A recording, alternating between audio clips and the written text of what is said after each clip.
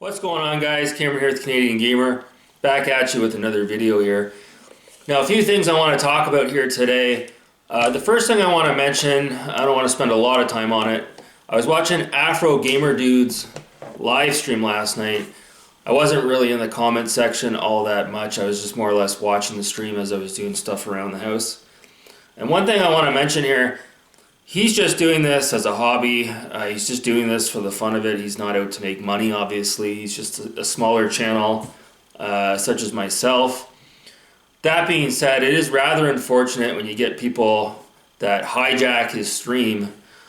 We saw someone in his stream last night. We'll just refer to them as Karen One Online. And it's just unfortunate that that guy has nothing better to do with his time than to go into a live stream and hijack it. To project his own misery out onto other people, and it's just absolutely ridiculous. It's like nobody wants to jump into a live stream just so that they can be attacked for no reason. It's just ridiculous. So that guy needs to get a fucking life. He needs to get on with it. Oh my God. The next thing I want to talk about is Metal Jesus Rocks. Now, I talked about this last week. Metal Jesus actually did not post a video last week for various reasons, technical difficulties, what have you. So today, Tuesday, he finally posts a video. And what does he post? His first off, his thumbnail is right when I saw it, I'm like, what the hell? It looked like MJR usually tries to go out of his way to make half decent. I shouldn't say half decent, but he spends a little bit of time on his thumbnails, obviously. But today it's kind of like he just took an image of him and Reggie, and then he just put like a very generic font on the bottom of the thumbnail. And then I clicked the video, and it was just basically rehashing clips from old pickups that they did over the years. So, I don't know if he's ill or he's sick or what the issue is, why he can't put out legitimate videos. I don't want to speculate, but it is, at this point, it's kind of concerning. It's the second week in a row where he hasn't actually put out like a brand new video, so to speak. So who knows what's going on with MJR, but that's really concerning. That's alarming, because usually he's pretty on the ball with it, with his schedule, but I don't know what's going on.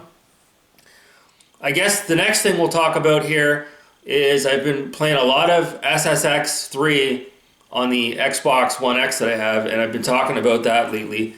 Now, doing a bit of research last night, watching some videos on 2012's SSX that came out for the 360 and the PS3.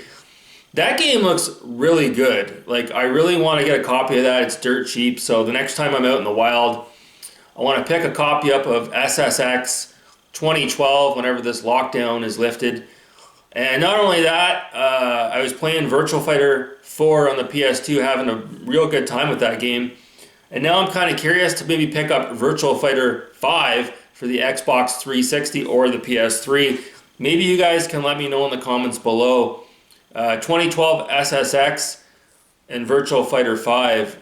Would I be better off getting that on the PS3 or the 360? I think at least with SSX 2012, I can play that on my Xbox One, so it might be advantageous for me to get it on that console. So I guess the last thing we'll talk about on this video here, the meat and potatoes of this video, I saw a trailer today for the soon-to-be-released Super Mario 3D World, plus I think it's called Bowser Fury. I guess it's an additional add-on to the game for the Nintendo Switch. Now, I have the original copy of Super Mario 3D World for the Wii U. I've actually got two copies. I picked one copy up for $20 locally a while ago, and then several months ago I landed a huge haul at a not a pawn shop, but kind of like a thrift store, and all the Wii U games were $5.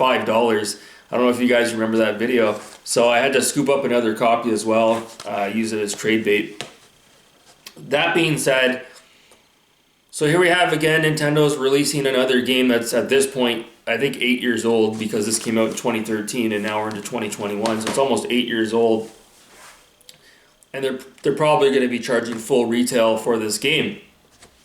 So I have, I guess, not conflicting, but I have various thoughts about this, because a lot of us, myself included, have complained in the past that Nintendo's constantly, screwing over the restless consumer, and they're charging full retail for old rehashed games.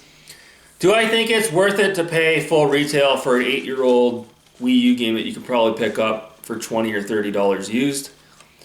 Yes and no. If you own a Wii U, I would say just get this. You're going to save yourself some money, especially in these difficult financial times that we're in during COVID-19. If you don't have a Wii U, and most people don't, it might be cheaper just to get the Switch version than go out and try to find a Wii U console and then to find this game as well.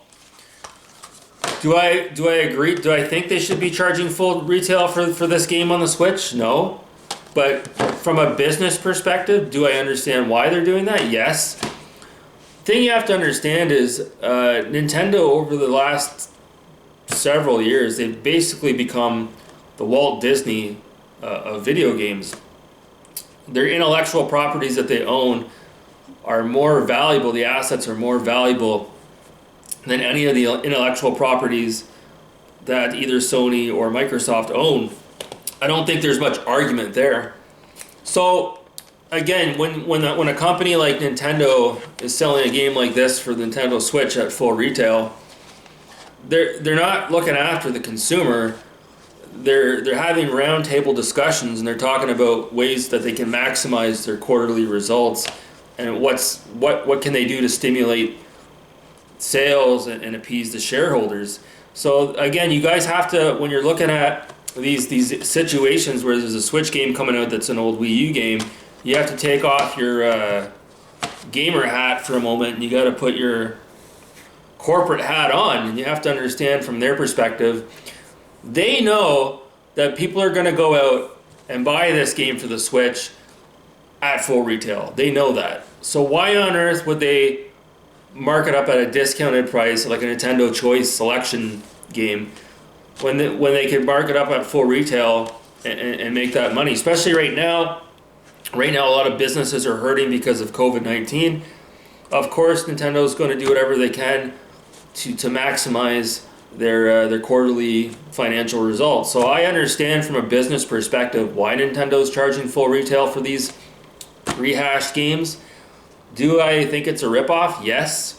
But again, these executives that sit in their chairs on top of these ivory towers, if you will, these are the guys calling the shots. So if you already own a copy of this and you're going out to buy it for the Switch just because, I think that's absolutely ridiculous. Looking at you, Afro Gamer dude. A lot of people don't like this game. I'm in the camp, I do like this game. I haven't liked, fun fact, I haven't liked a Super Mario game in years. I think the last Super Mario game that I really enjoyed was Mario 64 back in the day when I had it for the 64. And this is probably the best game since, the best Mario game since. I really did enjoy my time with this. I didn't beat it. I got pretty far into it. I definitely have to go back to it. Really good game. It's a little bit childish. And I don't mean that as a slight. I mean, if you have children in your household, this would be an ideal game for them to play. There's no violence. It's easy to pick up and play. So it's no surprise that they're re-releasing this on the Switch.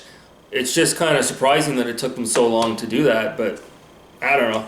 Those are just my thoughts. I'd like to know your guys' thoughts below on some of these things that I talked about today. Do you think there's something going on with MJR? Do you think it's ridiculous for Nintendo to charge full retail for a game like this during these hard economical times? Let me know in the comments below. And if you enjoy this type of video, more of a relaxed vibe, let me know. I can put out more of these as well. These are very easy to put out. I could probably put out at least 2 videos a day with this format. So that being said, guys, I'm going to let you go. Enjoy the rest of your afternoon. Thanks so much for watching. Have a great day.